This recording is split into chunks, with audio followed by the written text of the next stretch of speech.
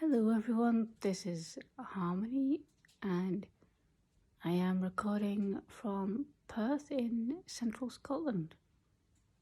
Welcome to another video and hope you enjoy. I am re-recording this money saving video, so last time I recorded there were some things that I forgot to add, so I'm gonna start off today with talking about the heating bill, because that is the main thing that is, well, the most expensive next to your rent or your mortgage or whatever. So in the UK, heating, if you don't have a fire for burning coal or wood or whatever, is primarily run on gas. Well, normally that's mains gas, natural gas. Yes, there is some heating that's run on oil, but not very much.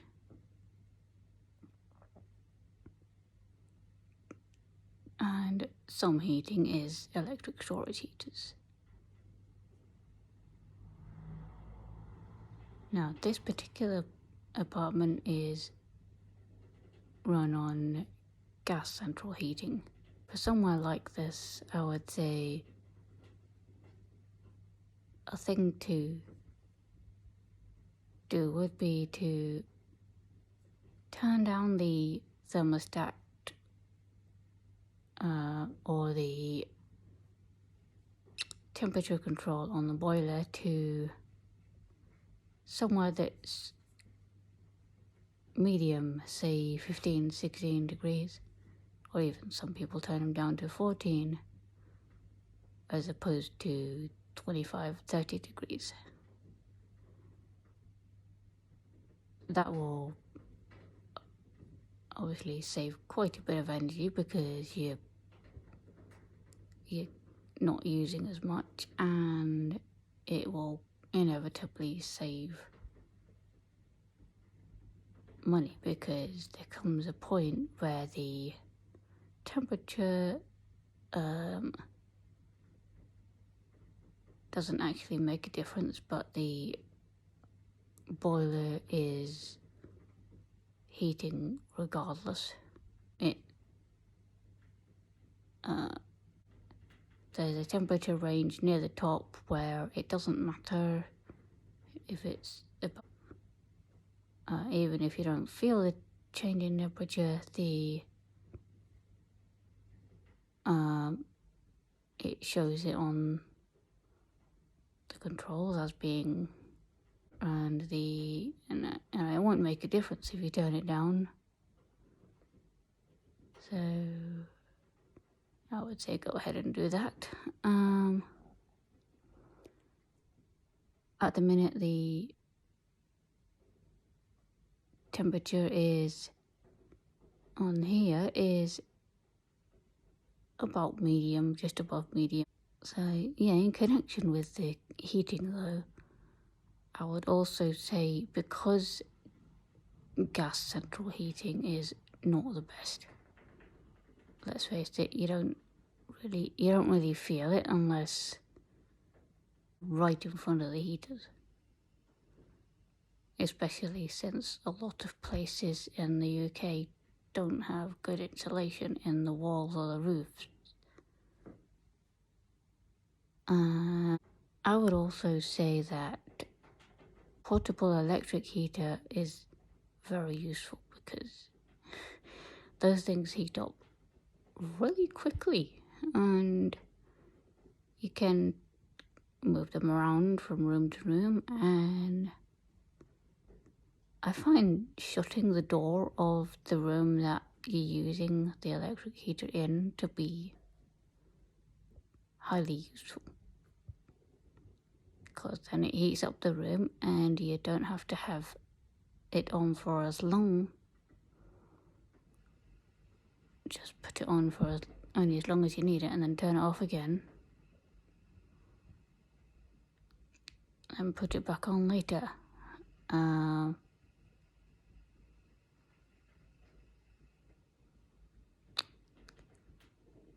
Also, before I move on to the next point, I find that, well, I've not done this yet, but thinking about it, draft excluders in front of doors, windows, etc. Whoever invented those wants a prize because well, they strongly deserve a prize because, yeah, you can put them in front of the gap in the door and, between door and floor, and it stops the heat escaping, but it also stops the cold air from coming in.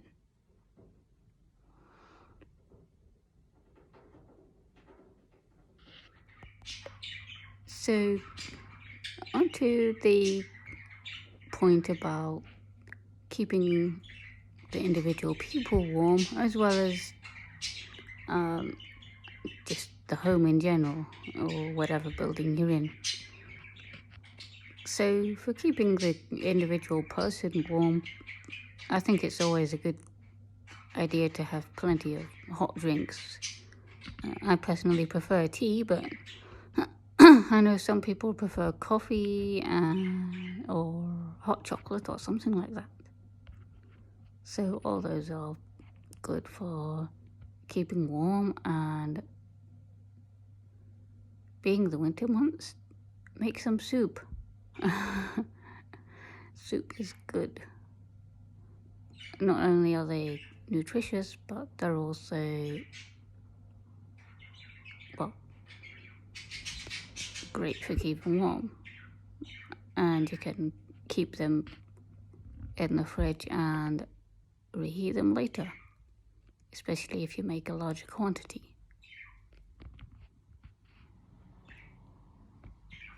Another point is that you can wear multiple layers of clothing. Now, from reading about the Victorians and Georgians and all those guys, by the sound of it, they used to wear so many more layers than we do. We normally only wear like one layer of underwear and one, maybe 2 layers of regular clothing. But they used to wear like several layers of both undergarments and regular clothing by the sound of it.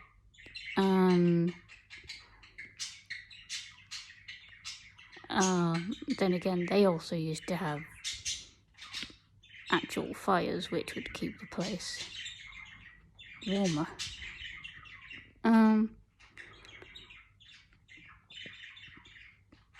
The thing that I find now is that, especially with ready-made clothes, they tend to be really thin. So I would say, if you can, wear thicker clothes or put multiple layers on. But the other thing also that I think really helps is to have a blanket. So here I have, at the other end of the sofa that I'm sitting on, a sofa blanket which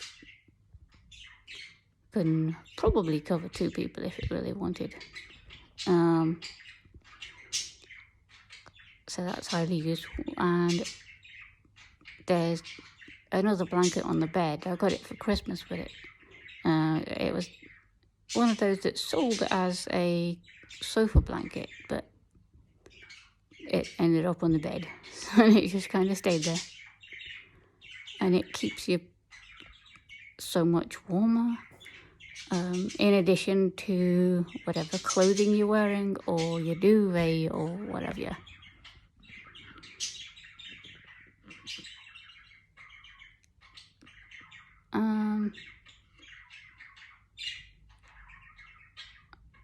Yeah, and also, of course, when you go out, it's useful to wear hats and gloves, and thick socks is fantastic.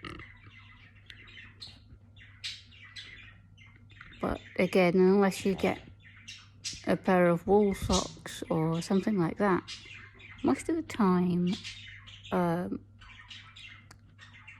socks are really thin. So shoes or slippers tend to also be helpful for keeping warm. Then of course you don't need to put the heating up quite so high.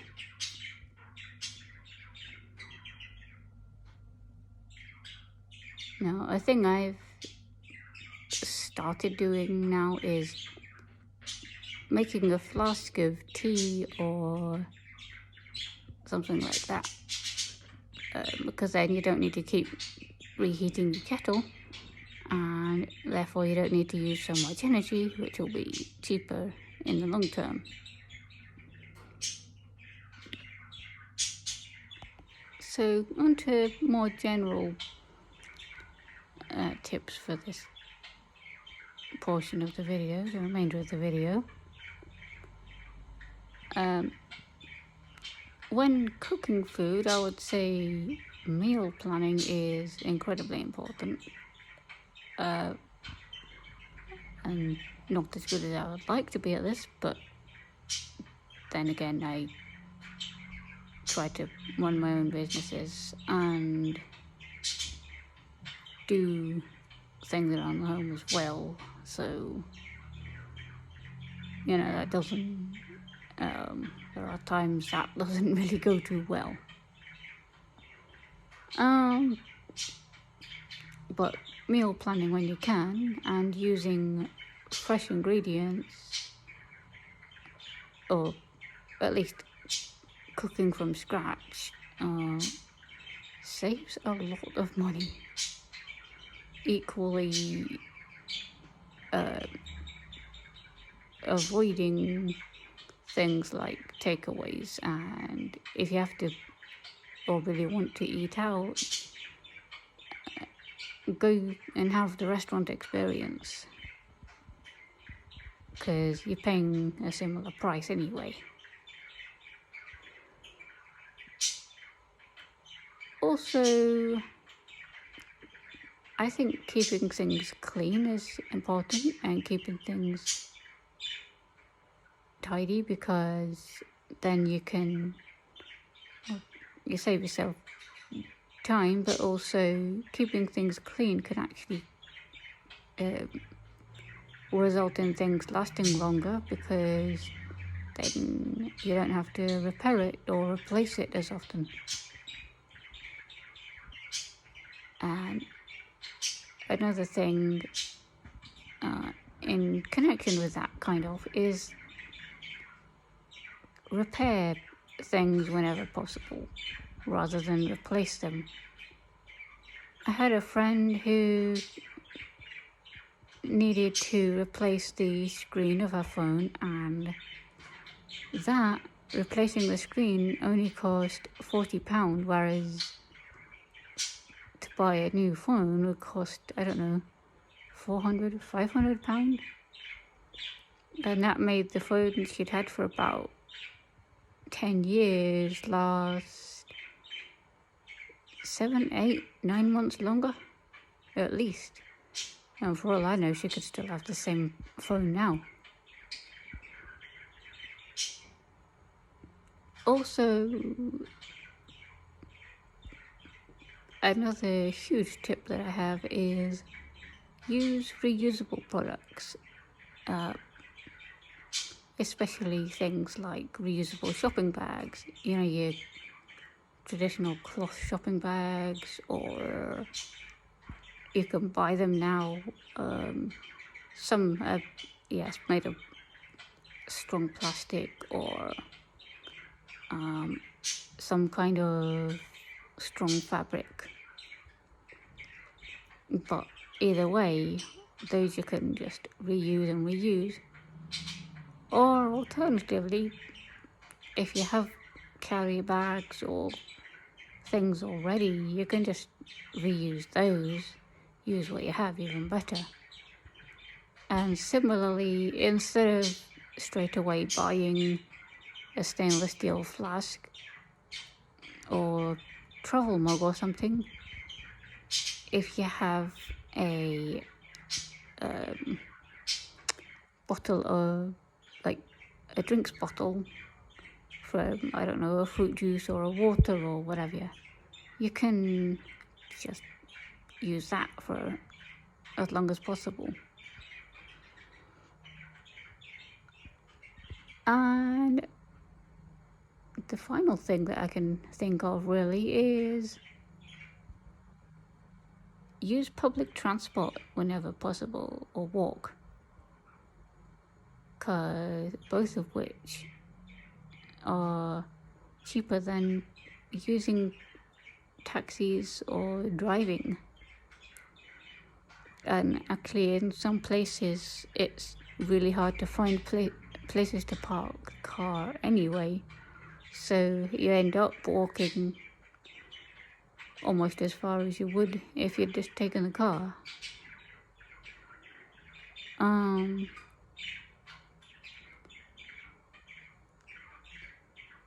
Yeah, bus passes and advance tickets are very helpful when you're trying to save yourself some money.